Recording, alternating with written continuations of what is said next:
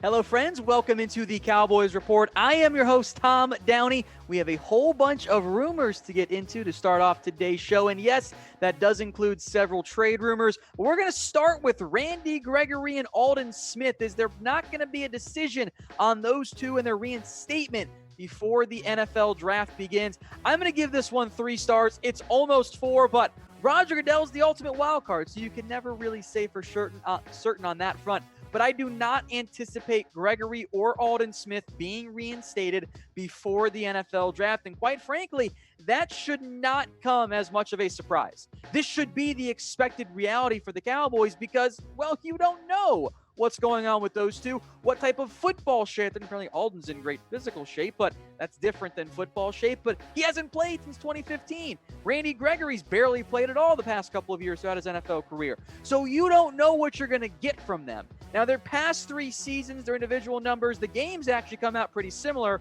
although the years in which they played are quite different.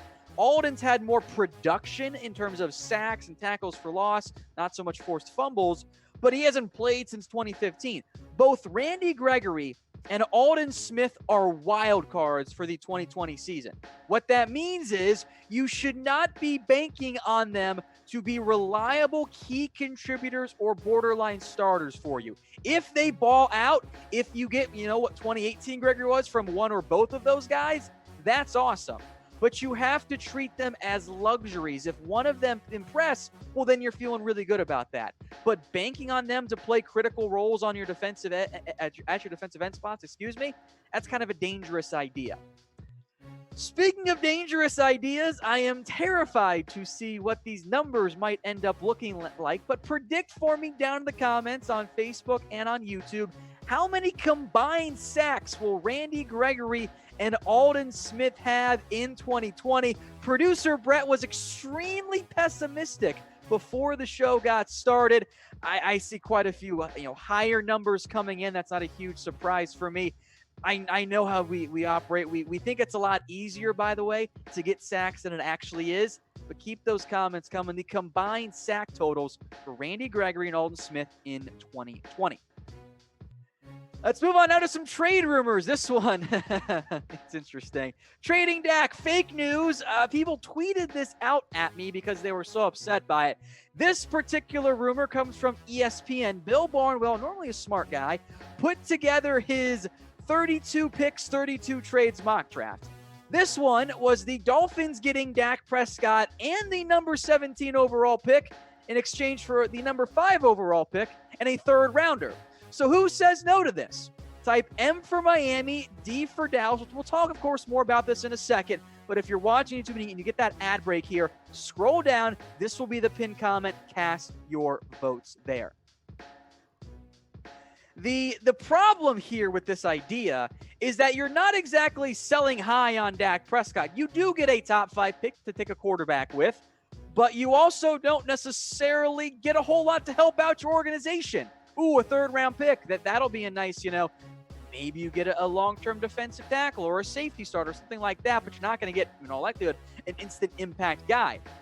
On top of that, and this is what bothered me the most once I actually read the article for it, the name that Barnwell mentioned here was not Tua. It was not Justin Herbert. He said they could take someone like Jordan Love. That's a pretty reckless idea, if I do say so. Jordan Love, who I liked a lot entering this year, was not that good. He really regressed as a passer.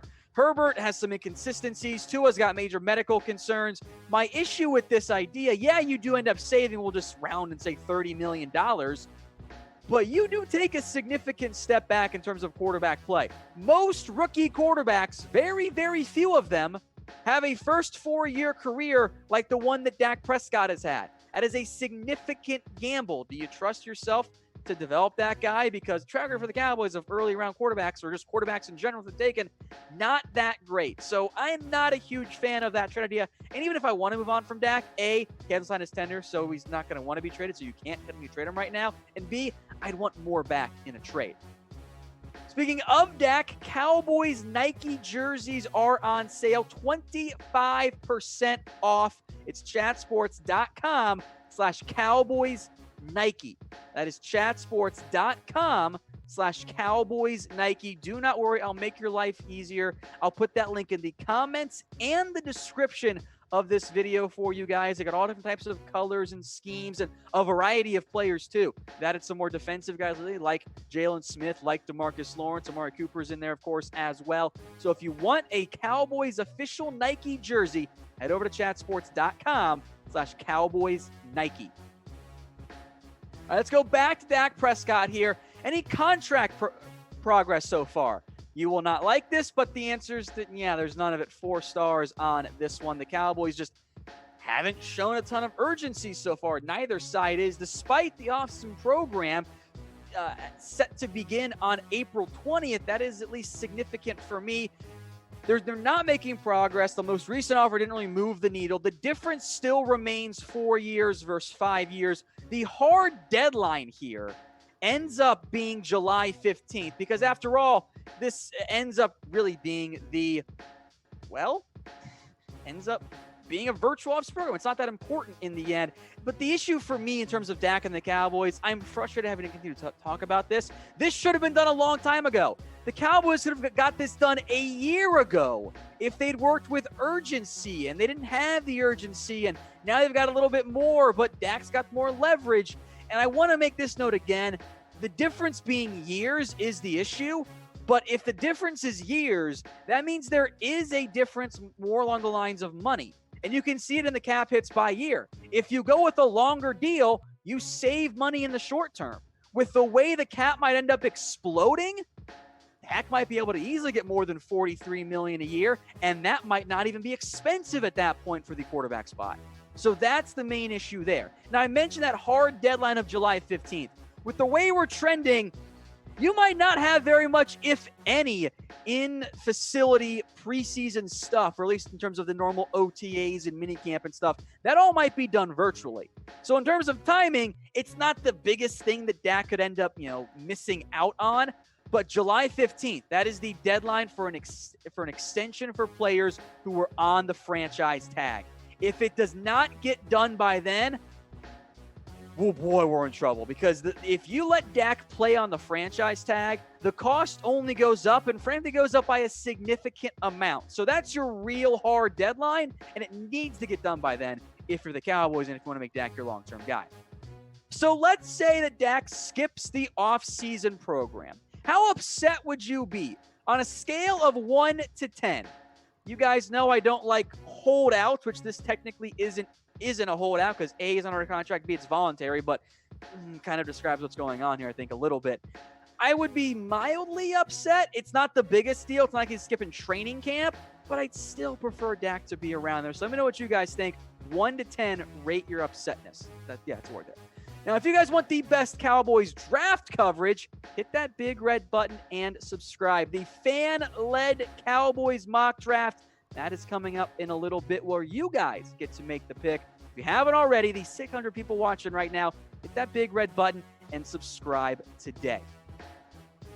All right, taking a look here at some more Cowboys rumors. O.J. Howard, many of you have asked me about this one, and if you paid attention earlier in the offseason, you guys know I wanted him, so I'm all aboard this, right? Not so fast. There have been some changes here for the Cowboys. I'm only going to give it the 1 star, even though I would have loved this to have gone down, 2 months ago. Where the report from Michael Lombardi, former GM, now with The Athletic, is that Howard's on the market, and the Bucs want a second-round pick for him. I would actually probably be okay with that had this happened, after the year ended. But the Cowboys have since added Blake Jarwin. They've got other needs to fill beyond tight end right now. I like O.J. Howard. He'd be a great fit for what the Cowboys are looking for at tight end. But if you've already paid Blake Jarwin to be your top guy, you added Blake Bell to compete with Dalton Schultz for tight end too, okay, do you want to spend a premium draft pick on a tight end? And Howard is due for a new deal going forward. You're not trading a second-round pick for a rental. You're probably not trading a third-round pick for a rental on field. So you're looking for a guy who could be a long-term option for you. But you paid Jarwin. So I don't quite see how those two fit together right now. Now, had Blake Jarwin playing on the RFA tender, I'd have a very different discussion here. because I think Howard is better than Jarwin. But I don't want to pay Jarwin that much as my number 2 tight end. So because of that, I don't have the same interest in O.J. Howard that I once did at the current cost. If he ends up looking more for a 4th-round pick, well, then we can have that discussion because that is a little bit more in my price tag range. But a day 2 pick for O.J. Howard, you guys cast your votes why for yes and for no. I lean towards no. I don't think that's the ideal use of draft capital right now for the Dallas Cowboys. Let's talk more trades. And how about Kenny Stills? What about trading for him if you're the Cowboys? I will also give this one just the 1 star. I have some interest here, and it's certainly a cheaper trade than O.J. Howard. The Athletic reports that those could be had for a late-round pick. Well, that's intriguing because he does fit the speed that the Cowboys are searching for when it comes to outside wide receivers. But that's the issue, part of the issue at least. Stills has mainly been an outside wide receiver. There is some slot experience, so you could play him in that role, but he's never been truly a full-time slot guy like Randall Cobb has been. He would be a massive upgrade over Devin Smith, for example. But do you want to move Gallup or Cooper more to the slot full-time? That's certainly an option. But the biggest issue for Stills, he has a $7 million cap hit this year. That is paid by either the Texans or a team that trades for him. There's no dead money if he's cut. So if the Cowboys add Stills, barring a restructure, you got to pay him $7 million. I don't think they were going to pay Randall Cobb that much. So why would they pay Kenny Stills that price tag? If he's cut, I've got a significant amount of interest. But in a trade, simply because of the cost involved, I don't like paying him that much. I don't think the Cowboys want to end up paying that much. And the price tag, by the way, is why his value would end up being pretty low. So if I can get a restructured Stills, I've got interest. Maybe $3 million? I have interest there. And I type in my A at that point. But at his current $7 million price tag, I think that's a little bit too rich there for the Dallas Cowboys. So cast your votes for me. A for yes or B for no. Let's talk draft here. Xavier McKinney and the Cowboys, a popular name, and Cowboys have had a pre-draft video meeting with Xavier McKinney and with the Dallas Cowboys. So 2 stars for McKinney and for the Cowboys. I'm intrigued by it. I'm curious to see what ends up happening here. I think he is an option in round 1. Again, he had that pre-draft video meeting with the Dallas Cowboys. And if the top-end options are gone at number 17 overall, I think McKinney is among the more likely options for Dallas. I don't think he has quite the high ceiling that, say, a Grant Delpit does. But if you ask me, hey, Tom, which one between McKinney and Delpit is going to end up being a bust? Delpit ends up making a little bit more sense, and maybe he's a bit more likely on that front. So I do have interest in McKinney. I wouldn't love him at number 17 overall. I wouldn't mind him trade down for him. But you could do a whole lot worse if that's the route you end up going if you're the Dallas Cowboys. And there is some ball skill production. Everyone going to take a drink there. Some forced fumbles, some interceptions. That does carry value if you're an NFL team looking at safety. So I like McKinney from that front. And oh, by the way, the long-term outlook at safety is a significant need. Xavier Woods, Clinton Dix are both free agents after this season ends. After that, you're stuck with Darian Thompson and Donovan Wilson. I don't think those are your long-term options, and I don't think the Cowboys feel that way either. So I wouldn't be in love with the Xavier McKinney pick at number 17 overall, but I'll tell you what, I wouldn't hate it very much either. Hey Cowboys fans, thanks for watching the Cowboys Report. If you haven't already, click right here to subscribe to our channel for all the best Cowboys coverage on the internet. That's news, rumors, highlights, mailbags, film studies, and a whole lot more. And I'm making your lives a little bit easier as well with the next Cowboys Report video right here.